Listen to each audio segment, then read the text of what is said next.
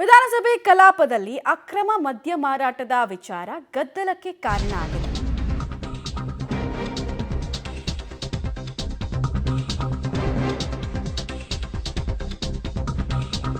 SC ಕಾಲೋನಿಗಳ ಬಳಿ ಅಕ್ರಮ ಮದ್ಯ ಮಾರಾಟ ಹೆಚ್ಚಾಗ್ತಾ ಇದೆ ಅನ್ನುವಂತಹ ವಿಚಾರವನ್ನ ಪ್ರಸ್ತಾಪ ಮಾಡಿದ್ರು ಆರಗ ಜ್ಞಾನೇಂದ್ರ ಅವರು. ಆಮೇಲೆ ಅವ್ರು ಹೇಳಿದ್ರು ಎಸ್ಟಿ ಯುವಕರು ನನ್ನ ಕ್ಷೇತ್ರದಲ್ಲಿ ಬದುಕಿಲ್ಲ ಅಂತ ಒಂದು ಸ್ಟೇಟ್ಮೆಂಟ್ ಅನ್ನು ಕೊಟ್ಟರು.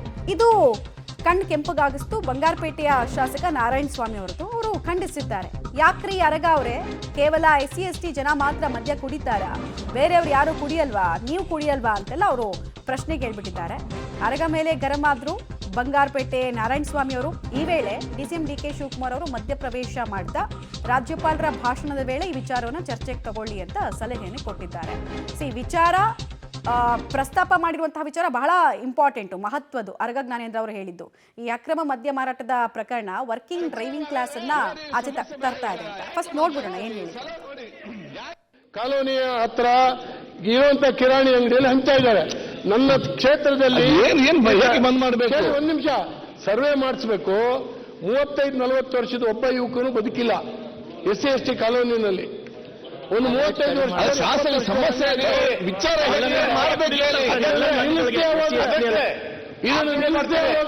ಬರೀ ಎಸ್ಸಿ ಮಾತ್ರ ನೋಡಿ ಸಮಸ್ಯೆ ಬೇರೆ. ಈಗ ಯಾಕೆ ಮಾತಾಡ್ತೀನಿ ಸಲ ನೋಡಿ, ಯಾಕೆ ಮಾತ್ರ ಕುಡಿತಾರ? ಯಾರು ಕುಡಿಯಲ್ವಾ ನೀವು? ಕೂತ್ಕೊಳ್ಳಿ. ಇದ್ರಲ್ಲಿ ಆಗ್ತಾ ಇದೆ. ಈಗ ಯಾರು ಎಸ್ಸಿ ಅಂತೀರಿ ನೀವು? ನೀವು ಕುಡಿಯಲ್ವಾ? ನೀವು ಕುಡಿಯಲ್ವಾ? ಇಲ್ಲಪ್ಪ.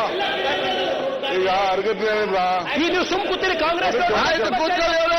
ಒಂದ್ ನಿಮಿಷ ಸರಗಾರ್, ಇದು ಕಾಂಗ್ರೆಸ್ ಸಮಸ್ಯೆ. ಈಗ ನೀವು ಸಮಸ್ಯೆ ಜೋರಾಗ್ತದೆ. ಈಗ ಹೌದು ಮಾರೋರ, ಈಗ ಅಲ್ಲಿ ಅಬಕಾರದ ಸಮಸ್ಯೆ, ಇಲ್ಲಿ ಯಾರದ ಸಮಸ್ಯೆ? ಅಧ್ಯಕ್ಷ, ಗವರ್ನರ್ ಅಡ್ರೆಸ್ ಇದೆ. ಅವರು ಬಹಳ ಅವ್ರ ಊರಲ್ಲಿರುವಂತಹ ಕ್ಷೇತ್ರ ಪ್ರಸ್ತಾವನೆ ಮಾಡಿದ್ದಾರೆ. Okay, let the governor address ಇವೆಲ್ಲ ಡಿಸ್ಕಸ್ ಮಾಡ್ಲಿ. ಹೋಮ್ ಮಿನಿಸ್ಟರ್ ಇದ್ರು, ಅವ್ರ ಕಾಲದಲ್ಲಿ ಇಂಥ ಅಂಗಡಿಗಳನ್ನ ಎಷ್ಟು ಮುಚ್ಚಿದ್ದಾರೆ ಅದು ಕೂಡ ಬೆಳಕು ಚೆಲ್ಲಿ ಆಮೇಲೆ ವಿಲ್ ಡಿಸ್ಕಸ್. ನೀವು ಚರ್ಚೆ ಮಾಡಿ ಗವರ್ನರ್ ಅಡ್ರೆಸ್ ಅಲ್ಲಿ ಮಾತಾಡಿ ಅದಕ್ಕೆ ಉತ್ತರ ಕೊಡೋಣ. ಅಕ್ರಮ ಮದ್ಯ ಮಾರಾಟದ ಇಶ್ಯೂ ಇದೆಯಲ್ಲ, ಇದು ಬಹಳ ಸೀರಿಯಸ್ ಆಗಿರುವಂತಹ ಇಶ್ಯೂ. ಯುವ ಪೀಳಿಗೆ, ಈ ವರ್ಕಿಂಗ್ ಕ್ಲಾಸ್ ಅಂತ ನಾವೇನು ಕರಿತೀವಿ, ಅವರನ್ನ ಕಂಪ್ಲೀಟಾಗಿ ಹಾಳು ಮಾಡ್ತಾ ಇರುವಂತಹ ವಿಚಾರ ಎತ್ತಿದ್ದು ಮಹತ್ವದ್ದೇ. ಬಟ್ ಮಾತಿನ ದಾಟಿಗಳು ಎಲ್ಲೆಲ್ಲಿಗೋ ಹೋಗ್ತಾ ಇದೆ. ಅಲ್ಲಿ ಜಾತಿ ವಿಚಾರಲ್ಲೇ ಎಳೆದು ತರಲಾಗಿದೆ.